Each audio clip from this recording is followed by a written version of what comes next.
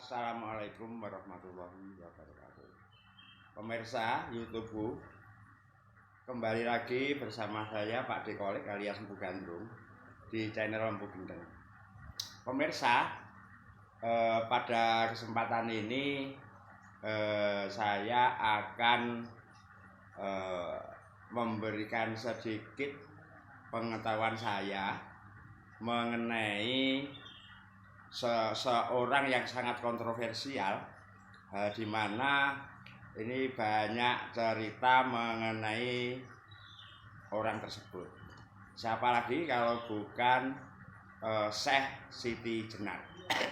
Jadi pemirsa, kisah Syekh Siti Jenar sudah banyak beredar di masyarakat. Ada berbagai macam versi, ada berbagai macam pendapat dari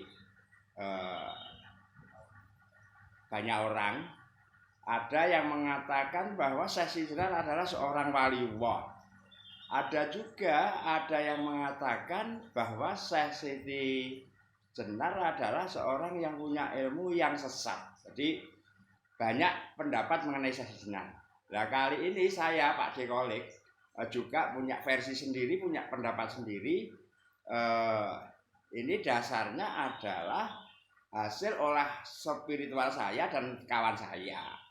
Juga dasarnya adalah pengetahuan saya mengenai ilmu metafisika dan juga olah kebatinan saya, komunikasi batin saya dengan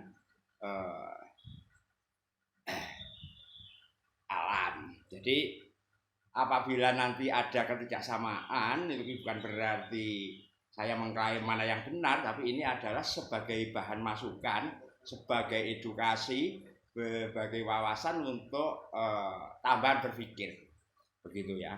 Kisahnya seorang Syekh Siti Jenar adalah bernama asli Saridin. Jadi yang saya ketahui nama asli Syekh Siti Jenar itu Saridin.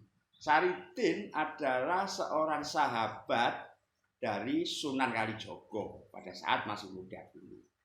Itu ceritanya seperti itu. Jadi karena bersahabat, jadi tentunya Syekh Siti Jenar dengan Sunan Kalijogo juga kenal. Cuma bedanya ketika Sunan Kalijogo berguru agama dengan para wali lainnya, Saridin tidak pernah mau berguru agama. Jadi Saridin kebetulan hanya lewat mendengar orang ngaji, hanya melihat tulisan, sehingga karena Saridin ini seorang yang sangat cerdas, Saridin mengartikan sendiri apa yang dia dengar, meyakininya sendiri. Jadi kisahnya sangat terkenal sekali bahwa Syekh Siti Jenar adalah seseorang yang membawa ajaran manunggaling kawula Gusti. Manunggaling kawula Gusti ini banyak pendapat yang berbeda. Ada ini sebuah kesesatan, ada juga yang mengatakan ini bukan kesesatan. Jadi menurut saya tidak mengatakan itu sesat atau tidak. Tapi yang saya ketahui, Saridin alias Syekh Siti Jenar ini menerjemahkan itu dari awalnya dari la haula wala quwata illa billah. Nah, la haula wala quwata illa billah itu ya kalau kita artikan tidak ada daya dan upaya melainkan dari Allah. Jadi artinya apa? Mubah musike manusa iki karena Allah, karena Tuhan. Nah, hakikatnya kalau memang seperti itu artinya Tuhan ada pada diri manusia itu. Nah, bukan berarti kita manunggal, kalau menurut saya seperti itu. Jadi Tuhan ada pada diri kita sesuai dengan keyakinan kita, itu hakikat. Kalau syariatnya nggak seperti itu, nggak boleh. Jadi ini secara hakikat menurut saya juga tidak ada salahnya apa yang diyakini oleh Syekh Siti. Nah, kenapa bisa sedemikian bersejarah sekali? Karena ternyata Syekh Siti Jenar atau Saridin ini nama aslinya Saridin, oleh pengikutnya disebut Syekh Jenar. Ini ceritanya seperti itu. Karena banyak sekali pengikutnya. Dan pengikutnya sangat meyakini sekali apa yang diajarkan oleh Syekh Jenar.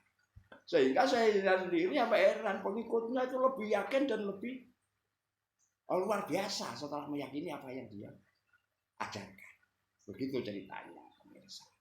Jadi ini sekelumit mengenai pengetahuan saya, kenapa Syekh Jenar membuat ajaran Manunggaling Kawula Gusti seperti itu. Tapi yang jelas kalau menurut pendapat saya pribadi, ketika sebuah ajaran itu mendatangkan sebuah kebaikan, itu hakikatnya hakiki itu adalah sebuah kebenaran. Tapi bila sebuah ajaran mendatangkan sebuah kerusakan atau membuat sebuah tidak membuat kebaikan, itu perlu dipertanyakan. Ada kemungkinan itu kurang benar atau salah. Ya. Intinya di sini, intinya ternyata pada akhirnya pengikut Syekh Jenar, karena Syekh Jenar juga mengajarkan urip iki mati, hidup abadi itu setelah kita mati, sehingga banyak murid-murid Syekh Jenar yang melakukan bunuh diri dengan cara merampok biar dibunuh karena ingin segera hidup abadi tadi.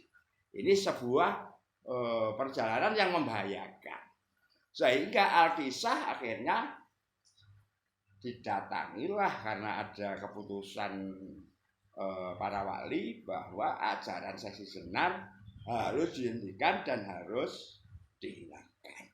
Yang diperintahkan adalah waktu Sunan Kalijogo. Al-Kisah Sunan Kalijogo mencari Syekh Siti Jenar. Jadi ada yang menceritakan pada saat itu terjadilah pertarungan antara Syekh Siti Jenar dan Sunan Kalijogo. Tapi yang saya tangkap dari olah spiritual saya, jadi ternyata karena Syekh Siti Jenar dan Sunan Kalijogo ini tadinya seorang sahabat, ternyata yang dibunuh bukan Syekh Siti Jenarnya, yang dibunuh ajarannya. Jadi pada saat Sunan Kalijogo ketemu dengan Syekh Siti Jenar, Sunan Kalijogo mengatakan, sebenarnya yang kamu ajarkan itu tidak salah. Yang kamu ajarkan benar-benar, tapi untuk diri kamu sendiri, bukan untuk diajarkan kepada orang lain. Karena kalau diajarkan kepada orang lain akan menimbulkan kerusakan, akan membahayakan, akan menyesatkan orang lain. Begitu pemirsa kisahnya. Nah, pada saat sudah dikatakan seperti itu, akhirnya Syekh Siti Jenar diperintahkan oleh Sunan Kalijogo untuk pergi menghilang, sehingga kalau Syekh Siti Jenar sudah menghilang, tidak punya murid lagi, ajarannya bisa berhenti. Ini adalah kisah Syekh Siti Jenar yang saya ketahui. Kisah pertemuan Syekh Siti Jenar dengan Sunan Kalijogo yang saya mengerti. Jadi saya tidak mengatakan apa yang saya kisahkan ini pasti benar. Tapi ini juga menjadi bahan masukan, bahan edukasi, bahan berpikir bagi generasi muda nanti, kisah mana yang sebenarnya terjadi. Mana yang lebih rasional, mana yang lebih logis. Begitu kira-kira pemirsa, sehingga saya juga yakin apa yang dikatakan awal dari keyakinan saya Jenar juga dari sebuah kebenaran. Cuma karena menimbulkan sebuah kerusakan, artinya ajaran itu memang harus dihentikan. Saya setuju sekali. Begitu pemirsa, jangan lupa like dan subscribe biar Pak Dekolik terus bisa memberi edukasi, bisa memberi wawasan, memberi sesuatu yang berguna bagi pemirsa saya, khususnya bagi para kawula muda dari sekarang sampai mendatang. Nah, untuk itu akan saya akhiri. Saya selalu berpesan moral, mari kita membuat pergerakan dari bawah untuk merubah nasib kita, tetap bekerja keras, berinovasi. Karena ini tahun politik, saya juga berpesan mengenai pemimpin, pilihlah pemimpin yang amanah, yang tidak money politik, karena money politik adalah awal dari korupsi. Kalau semua money politik, terima uangnya, jangan dipilih. Salam dari Empu Gandrung. Wassalamualaikum warahmatullahi wabarakatuh.